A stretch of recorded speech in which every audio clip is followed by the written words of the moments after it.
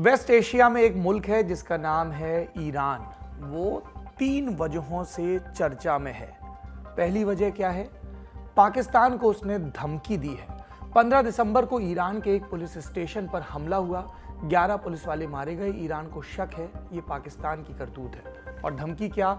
अगर आतंकियों को काबू नहीं किया तो अंजाम बुरा होगा। दूसरी वजह सीक्रेट डॉक्यूमेंट से जुड़ी है। बीबीसी पर्शियन के हाथ कुछ खुफिया दस्तावेज लगे हैं जिससे पता चला कि ईरान दुकानों, गलियों और चौराहों में अदालतें खोलने का प्लान कर रहा है। ये अदालतें न्याय देने के लिए नहीं हैं, हिजाब न पहनने वाली औरतों पर एक्शन लेने के लिए और उनको सजा देने के लिए हैं। चर्चा की तीसरी वजह ईरान का खुलकर हमास को गाजा वॉर में समर्थन देना। दुनियादारी में हमने हमास, ईरान, इजराइल और उनके बीच की तकरार पर पहले भी विस्तार से चर्चा की है, पर आज क्या पता चलेगा? ईरान मोबाइल कोर्ट, चलती फिरती कोर्ट अदालतें क्यों खोल रहा है? सीक्रेट डॉक्यूमेंट से और क्या पता चला ईरान में औरतों की स्थिति के बारे में? नमस्कार, सौरभ द्विवेदी नाम है हमारा और आप देख रहे हैं ललन टॉप का अंतरराष्ट्रीय प्रसंगों से जुड़ा रोजाना का कार्यक्रम दुनियादारी।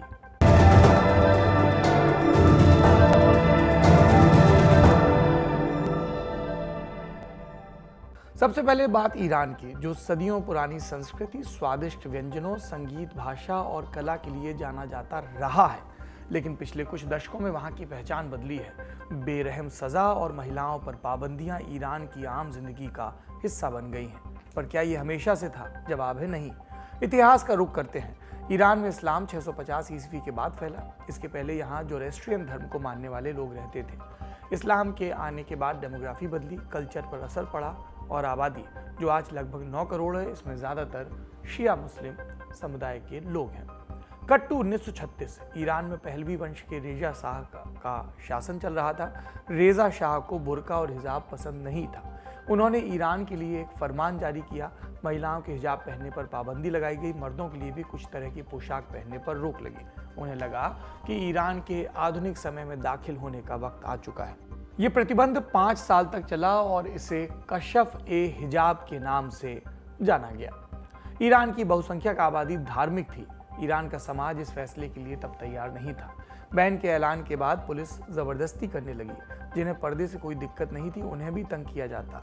महिलाओं से हिजाब उतरवाया जाता। इसके चलते कई महिलाओं को उनके घर के पुरुष बाहर नहीं निकलने देते। इन सब के बाद 1941 में रेजा शाह को निर्वासन में जाना पड़ा। 1949 में ईरान में नया संविधान लागू हुआ। 1952 में मोहम्मद मोसादेक प्रधानमंत्री बने, लेकिन अमेरिकी खुफिया एजेंसी CIA ने अगले ही बरस उनका तख्ता पलट करा दिया। इसके बाद मोहम्मद रेजा पहलवी देश के सर्वेसर्वा बने। उन्होंने इस दफा बैन वाले नियम में थोड़ी छूट दी। वो पश्चिमी सभ्यता के, आधुनिकता के पक्षधर थे और इसी दौर में इसके काउंटर नैरेटिव के तौर पर अयातुल्ला रुहुल्ला खुमैनी का प्रभाव बढ़ा। उन्होंने इस्लामिक राष्ट्रवाद के नाम पर देश चलाने की बात कही। ईरान के टॉप उलेमाओं को अपने खेमे में किया। रेजा पहलवी को इस्लाम का दुश्मन और अमेरिका का पिट्ठू बताया। उनके खिलाफ देश भर में रैलियां आयोजित हुई और इन सब के चलते 1964 में पहलवी ने खुमैनी को देश से निकाल दिया। वो निर्वासन का समय बिताने के लिए फ्रांस चले गए। ईरान के ताज़ा हालात जानने के लिए रोज अखबार पढ़ते, करीबियों के साथ आगे का प्लान बनाते। खुमैनी के निर्वासन पर भी जनता का एक बड़ा वर्ग भड़का। 4 साल ईरान में बड़े प्रोटेस्ट हुए, पर शाह ने उनका दमन किया। इससे प्रोटेस्ट और भड़का। उस समय महिलाओं ने हिजाब को शाह के विरोध का प्रतीक बना लिया था। नौजवान पीढ़ी के लिए ये पश्चिम के विरोध के नाम पर एक संकेत बन गया था। हिजाब का चलन इस दौरान और बढ़ा। जो लोग धर्म में गहरी आस्था नहीं भी रखते थे, वो भी शाह के विरोध में इसे पहनकर निकलने लगे। लोगों की नाराजगी इतनी बढ़ी कि देश में मार्शल लॉ लगाना पड़ा। हालात बेकाबू और फिर इतने कि जनवरी 1979 में रेजा पहलवी अपने परिवार के साथ अमेरिका चले गए। अमेरिका जाने से पहले पहलवी ने विपक्षी नेता शाहपुर बख्तियार को अंतरिम प्रधानमंत्री बनाया और उन्होंने खुमैनी की वापसी की इजाज़त दी, पर एक शर्त के साथ। शर्त ये कि प्रधानमंत्री मैं ही रहूँगा, तो मैं सरकार में कोई हिस्सेदारी नहीं मिलेगी। और खुमैनी के पीछे जनता का बहुमत खड़ा था। ईरान लौटकर उन्होंने इस हुजूम को साध लिया और 11 फरवरी 1979 में ईरान की इस्लामिक क्रांति सफल हो गई। अयातुल्ला रुहुल्ला खुमैनी ने ईरान में इस्लामिक गणतंत्र की बुनियाद रखी और फरमान निकाला गया कि जो महिलाएं घर के बाहर दफ्तरों में काम करती हैं उन्हें इस्लामिक ड्रेस पहनना चाहिए। ईरान के एक धड़े ने इसका विरोध किया और खुमैनी ने तब कहा कि हम ज़बरदस्ती नहीं कर रहे, सिर्फ मार्गदर्शन है, इसे अनिवार्य नहीं बनाएंगे। लेकिन खुमैनी के समर्थक अपना एजेंडा थोपने की शुरुआत कर चुके थे। विरोधियों को यहूदियों का एजेंट, वामपंथी बताकर खारिज किया जाने लगा। इसकी आड़ में प्रोटेस्ट भी दबाए जाने लगे। खुमैनी की धार्मिक पुलिस का आतंक और बढ़ा। 1980 में खुमैनी सरकार ने सरकारी और निजी दफ्तरों में हिजाब को कंपलसरी कर दिया। अप्रैल 1983 में इस नियम को और मजबूत किया गया और पर्देदारी को सभी महिलाओं के लिए अनिवार्य बना दिया गया। और इस अनिवार्यता की उम्र क्या थी? 7 साल से ऊपर की हर बच्ची को हिजाब पहनना जरूरी था। ईरान के कानून के मुताबिक पब्लिक में सही तरीके से हिजाब न पहनने पर महिलाओं के लिए 3 तरह की सजा भी तय हुई। पहली 10 से 60 दिन तक की जेल, दूसरी 100 से 1000 रुपए तक का जुर्माना और तीसरी 74 कोड़े मारने की सजा। और ये सही तरीका क्या है, इसकी व्याख्या भी नहीं की गई उनके कानून के हिसाब से।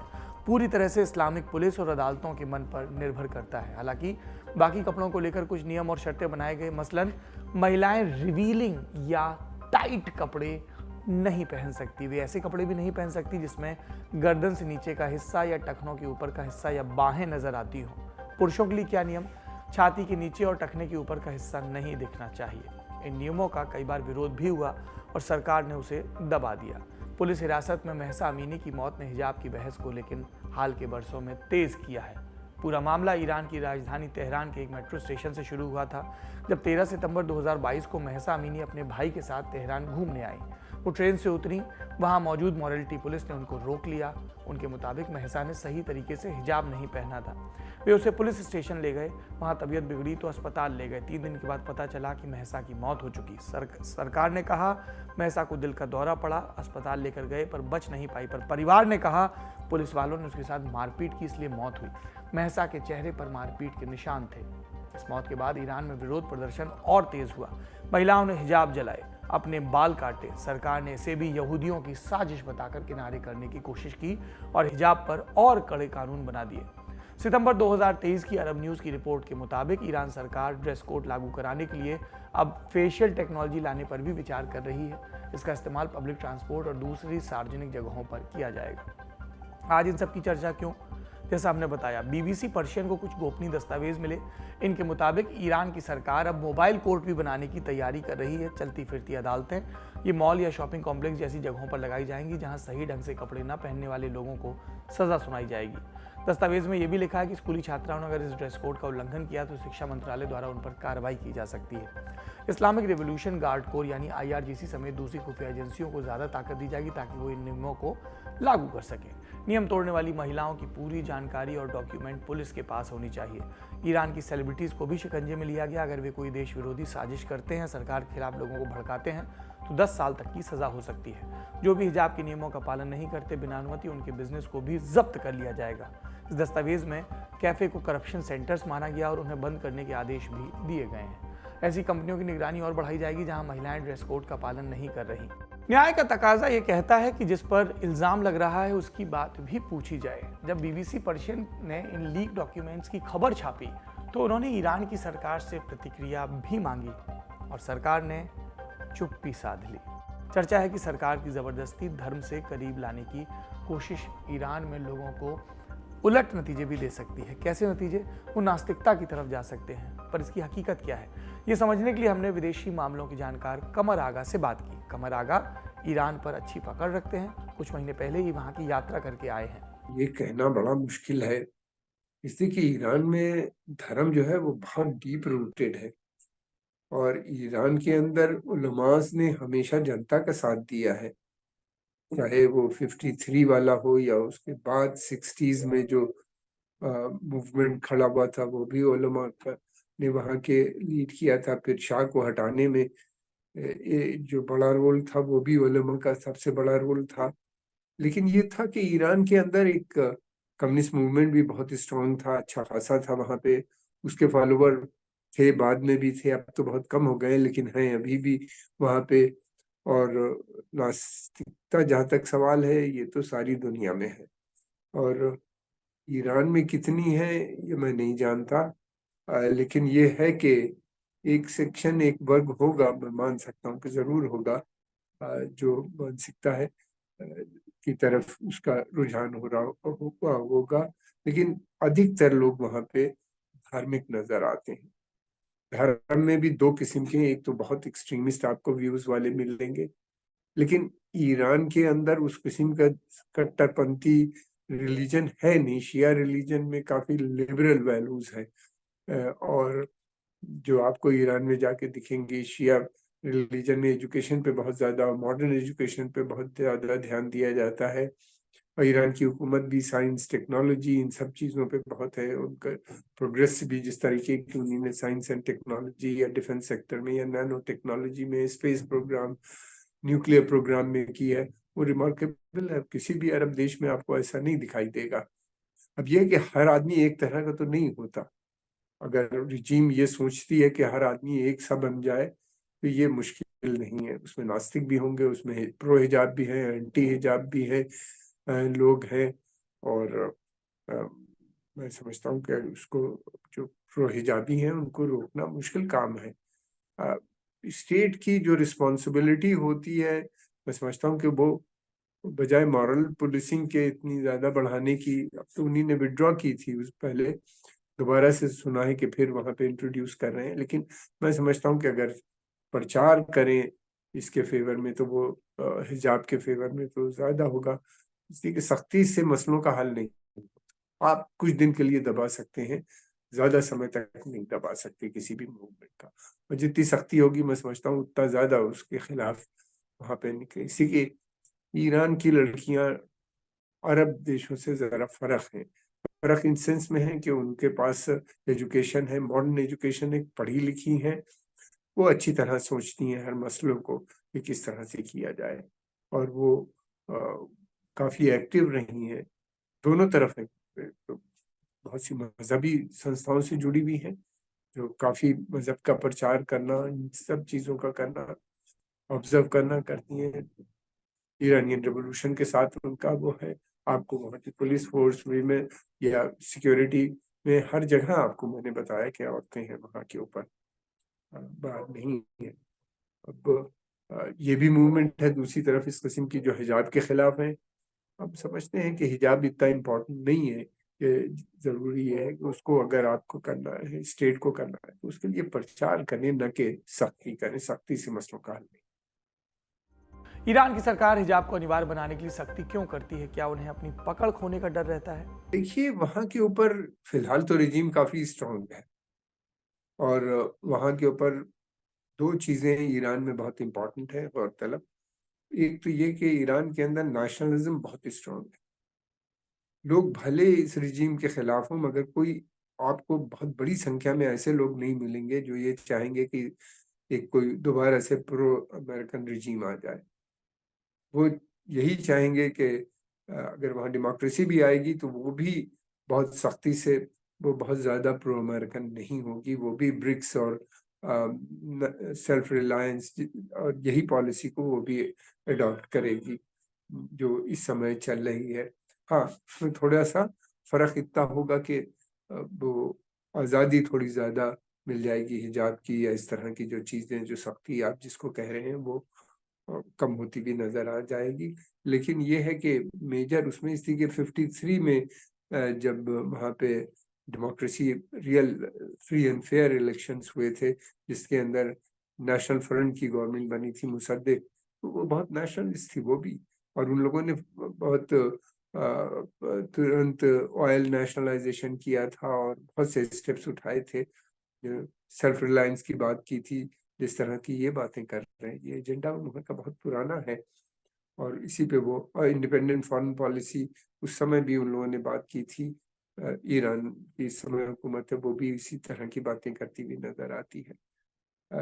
तो सख्ती किस सेंस में है ये कहना मुश्किल है। यहाँ वहाँ के ऊपर इस तरह की आज़ादी नहीं है जिस तरह की भारत में है, या यूरोप में के पश्चिमी देशों में जिस तरह की फ्रीडम है, वो क्या नहीं। देखिए, ये रिजीम जो है ये धार्मिक रिजीम है, और ये धर्म को बहुत सीरियसली लेते हैं। ये लोग धर्म को प्रमोट करते हैं, धर्म की बताए हुए रास्ते पे भी चलने की बातें करते हैं। लेकिन दूसरी तरफ ये भी है कि ये साइंस टेक्नोलॉजी और ड्रोन्स टेक्नोलॉजी या मिसाइल, ये सब चीजें, हर चीज वो खुद बनाने की कोशिश करते हैं ताकि उनकी किसी दूसरी चीज पे निर्भरता न रहे, और उनका धर्म इस बात को रोकता भी नहीं।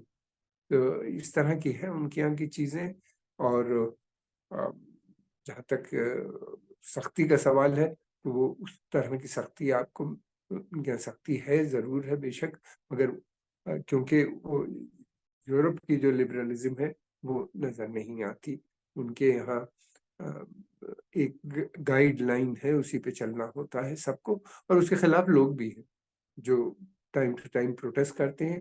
लेकिन ईरान के अंदर एक बड़ी समस्या ये है कि फॉरेन इंटरफियरेंस भी बहुत है। सैंक्शंस लगे हुए हैं, सैंक्शंस के साथ उनको वो हुकूमत भी चला रहे हैं, अच्छी तरह से चला रहे हैं, प्रोग्रेस भी हो रही है, और इंडस्ट्रियल डेवलपमेंट का, बहुत रैपिड इंडस्ट्रियलाइज़ेशन का उनका प्लान नज़र आता है, और बढ़ा रहे हैं, और उनकी पूरी कोशिश है कि सैंक्शन को ख़त्म कर दें। दूसरी तरफ ये है कि वो पूरी तरीके से खुल के अमेरिका और इज़राइली पॉलिसी जो उस क्षेत्र की है उसको अपोज़ करते हैं, तो उसकी वजह से भी उनके ऊपर काफ़ी सख्तियाँ नज़र आती हैं। तो वो ज़्यादा किसी भी चीज़ को ज़्यादा ढील नहीं देते, वो सख्ती से निपटने की कोशिश करते हैं। लेकिन ये है कि कुछ जिस तरीके से महसा अमीनी के साथ हुआ, और या उसके बाद जो डेमोंस्ट्रेशंस हुए, उसमें बहुत से लड़कियों की हत्याएँ हुई, मारी, ये वो भी एक चिंता की, मैं समझता हूँ कि चिंता की बात है, उसको अवॉइड किया जा सकता था। ये तो हुई एक्सपर्ट की बात। आपको इस मसले पर जावेद अहमद गाबदी की राय सुननी चाहिए। वो इस्लामिक स्कॉलर हैं, अल मवारिद फाउंडेशन के संस्थापक हैं। ईरान और हिजाब के मसले पर उन्होंने कई बार टिप्पणी की। कहते हैं इस वक्त दुनिया में जितनी भी हुकूमत इस्लाम के नाम पर कायम हुई, चाहे वो सऊदी अरब हो या ईरान या फिर हालिया समय में अफगानिस्तान, इन सब ने एक बुनियादी गलती की, वो ये कि उन्होंने लोगों के निजी जीवन में दखल दिया। अल्लाह के दीन में कुछ चीज़ें ऐसी हैं जो सिर्फ अल्लाह और उनके बीच होती हैं। उनका हुकूमत रियासत से कोई लेना देना नहीं। निजी मामलों में आप केवल नसीहत दे सकते हैं, किसी पर हुक्म थोप नहीं सकते। इसका इख्तियार अल्लाह ने हुकूमत को दिया ही नहीं। ईरान में औरतों पर जब इस तरह की पाबंदी लगाई गई या लगाने की कोशिश हुई, तो ये ईश्वर की मर्जी के खिलाफ माना जाएगा। ये तो इस्लामिक स्कॉलर की बात हुई। हमारी बात क्या है? एक ऐसे समय में जब हम AI के असर पर बात कर रहे हैं, एक ऐसे समय में जब हम धरती से दूर अलग अलग ग्रहों में ज़िंदगी की संभावनाएं टटोल रहे हैं, एक ऐसे दौर में जब हम विज्ञान की बात कर रहे हैं, बराबरी की बात कर रहे हैं किसी भी चुने गए लिंग के हिसाब से, एक ऐसे दौर में जब हम हर तरह की गैर बराबरी के खिलाफ इंसाफ पाने की बात कर रहे हैं, तब औरतों पर इस तरह की क्रूर परंपराएं कानून के नाम पर, धर्म के नाम पर थोपना निरी मूर्खता है। आज की दुनियादारी में इतना ही। शुभ रात्रि।